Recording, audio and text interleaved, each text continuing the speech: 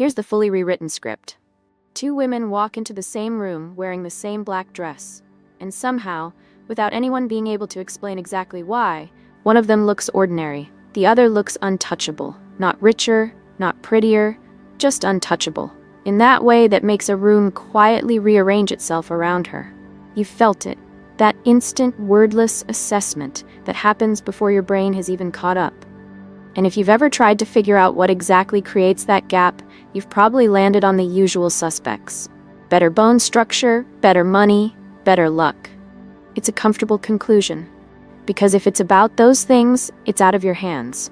You can exhale, dismiss it, move on. But what if that's exactly the wrong answer? There's something far more unsettling going on. And once you see it clearly, it's almost impossible to look at a room the same way again. It's not about the dress, it's not about the price tag sewn into the lining, it's about the nervous system wearing it. It's about regulation, that quiet, interior command that some women carry like a second skin, while most people don't even know it exists. We've been sold a version of elegance that lives entirely on the surface. Better brands, better skincare routines, the right bag at the right moment. And that story is seductive because it turns refinement into something you can purchase, something external, something that asks nothing of you internally. But the women who genuinely look elevated, not just dressed up but elevated, they aren't operating from that logic at all. The philosopher Pierre Bourdieu spent years arguing that taste isn't accidental, that it's social positioning made visible in how you move, what you choose, how you occupy space. What we call elegance is often just embodied stability translated into aesthetic, not loud confidence, not the kind that announces itself. Stability, the steadiness of a woman who moves as though she has time because internally she has decided she does. Think about what the opposite looks like. The frantic energy that leaks through fidgeting hands, through eyes that sweep a room for approval, through speech that comes a half second too fast. That urgency is readable. Not because people are consciously analyzing it, but because humans evolved to detect instability the way we detect sound. It hits before thought does.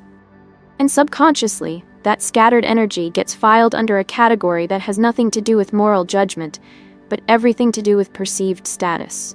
Chaos reads as lower value.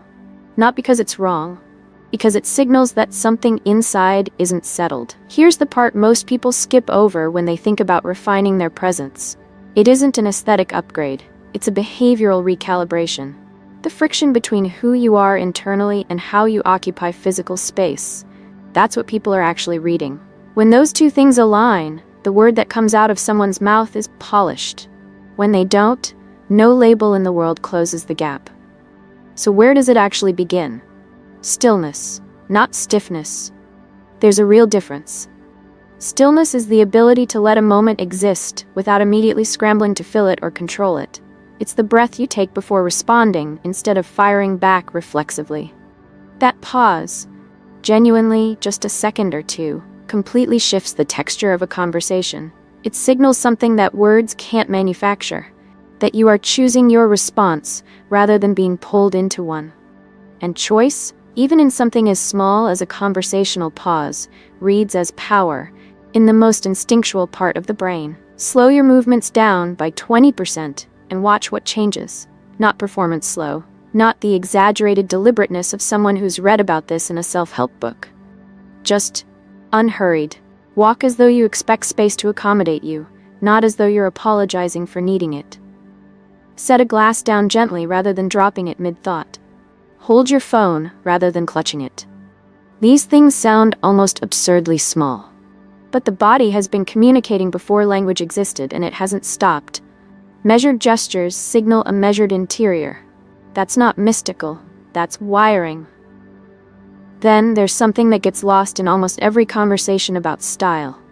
Contextual intelligence. Real elegance isn't about mastering one aesthetic and deploying it everywhere. It's about reading a room and entering into conversation with it. A structured blazer in a boardroom says one thing. That same blazer at an easy Sunday lunch says something slightly off, slightly effortful, slightly like it's trying. The woman who looks expensive doesn't compete with the space she's in. She complements it. She arrives with awareness of tone, and that awareness, that social attunement, reads as a kind of polish that no outfit alone can replicate. This is where emotional intelligence stops being a soft concept and becomes genuinely aesthetic. When you move with a room's rhythm rather than against it, you stop appearing like someone performing confidence and start appearing like someone who simply has it. Those are two very different things, and people feel the gap between them even when they can't name it. But none of these calibrations hold if belonging is still something you're waiting on. That's the piece most people never address because it's the most uncomfortable one. The women who carry themselves with real composure have already decided, before anyone's approval arrives, that they belong in the room. Not through arrogance, not through entitled loudness, through something quieter and more durable than that. Self-permission. The certainty that they do not need the room to confirm them before they allow themselves to settle into it. There's a thread of Stoic philosophy running through all of this, actually. The idea that what you can govern is internal, your responses, your pacing, your attention, not the reaction of every person who sees you.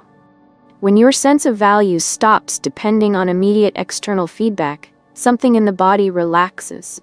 And that relaxation is visible. It's what people are pointing at when they say she just has something.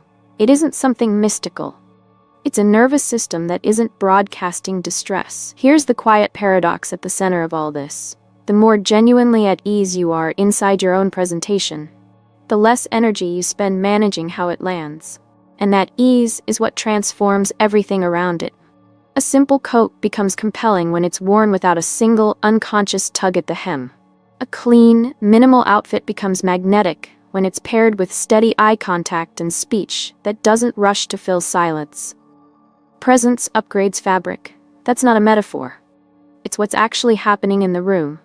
So practically, and this matters, the calibration starts small. Slow your pace. Let a pause live in conversation without rescuing it. Edit one accessory out of your look before you leave. Put the phone face down when you're with someone. Stop explaining your choices unless someone genuinely needs clarification. Stop over-apologizing. Stop filling silence as though it's a social emergency. None of this is dramatic. That's rather the point. The language of real luxury is subtle. It doesn't announce itself. It doesn't need to. The woman who looks untouchable isn't chasing admiration. She's regulating her energy. She's editing her expression. She's aligned, quietly, consistently, between what she feels and how she moves through the world. She isn't louder. She's clearer. She isn't trying harder. She's carrying less of the weight that trying too hard always leaves behind. And that distinction between decoration and presence, between performance and alignment, is everything. This is where most women quietly undermine everything they've already built, not through dramatic failure, through compensation. And compensation, however polished, however well-intentioned, is always visible to the people in the room, even when no one says a word about it. They understand that presentation matters. They've absorbed that style communicates something beyond just fabric and color. But rather than cultivating real internal control, they reach for more. More pieces, more performance, more explanation, as though volume could substitute for depth. And the moment you begin trying to convince a room of your value, the room begins, almost imperceptibly, to revise it downward. There is a distinction worth sitting with here, because it's subtle, but it changes everything. There's a difference between expression and proof. Expression says, quietly and without apology, "This is who I am." Proof says, with just slightly too much urgency, "Please believe this is who I am." Externally, the gap between those two things can be almost invisible. But energetically, it is not. You can feel, you have always been able to feel, when someone is wearing the outfit, and when the outfit is wearing her. Over-accessorizing is rarely about fashion. At its root, it's about anxiety. When multiple statement pieces are competing for the same attention, when logos are layered on top of logos, when every trend of the season shows up in a single look, what that often signals isn't adventurous taste. It signals uncertainty. Real curation requires elimination, and elimination requires a specific kind of confidence. The confidence of someone who trusts that her presence alone is enough to carry something simple. The woman who has that trust doesn't need 5 focal points. She chooses one. And that restraint, that willingness to let something go, feels more intentional than anything she could have added. The same principle moves into social behavior in ways that are harder to see, but just as powerful. Oversharing has been rebranded as authenticity. We're told that transparency is connection, that vulnerability is strength, that letting people in is the brave thing. And sometimes it genuinely is. But unfiltered disclosure isn't always intimacy. Sometimes it's approval-seeking that has learned to dress itself in the language of openness. When someone explains too much, laughs a beat too loudly at her own story, fills every natural pause with another personal detail, what that can signal, beneath the warmth of it, is a discomfort with being perceived quietly. Silence feels threatening to her because silence removes the performance. And without the performance, she isn't sure what's left. Performance is exhausting, not just for the person sustaining it, for the people watching it too. Watch what happens in a conversation when someone genuinely cannot tolerate a pause. She answers before the other person has fully finished. She interrupts softly, then apologizes for it. She reaches for her phone mid-exchange as though bracing for something more important to arrive. These aren't character flaws. They're stress signals. But socially, stress reads as lower status. Not because the person is worth less, but because the signals broadcast a dependence on external validation that someone truly anchored within herself simply doesn't radiate. There's a reason that still, measured people tend to command more attention without ever raising their voice. Social dynamics run on perceived self-sufficiency. When someone appears emotionally self-contained, not cold, not distant, just not visibly hungry for reassurance, others instinctively assign them higher standing. It isn't about superiority, it's about the absence of need. And need, when it's detectable, shifts something in how a room responds. The irony is genuinely sharp. In an era where visibility has become currency, restraint has become rare. And rarity, as basic as this sounds, increases perceived value.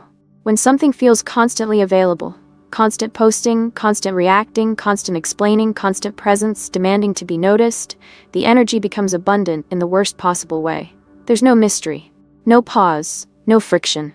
And friction, the right kind, is necessary for intrigue. Without it, attention passes through rather than landing.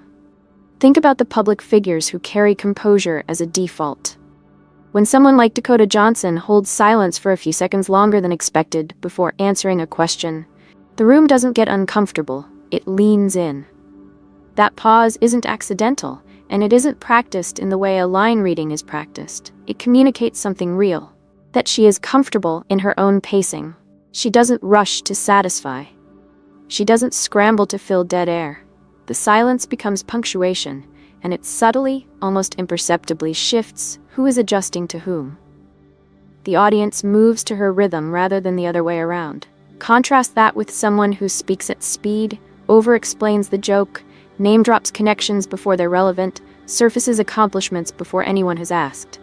Even when the achievements are entirely real, the urgency to display them creates a kind of cognitive dissonance. If your value were stable, if you already knew it in your bones, would you need to reinforce it this loudly? Trying too hard is almost always a response to internal doubt.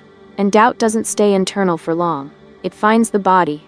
It shows up in the constant hair adjustment, the tug at a sleeve, the laugh that softens a statement before anyone has pushed back on it, the overthanking, the over-apologizing.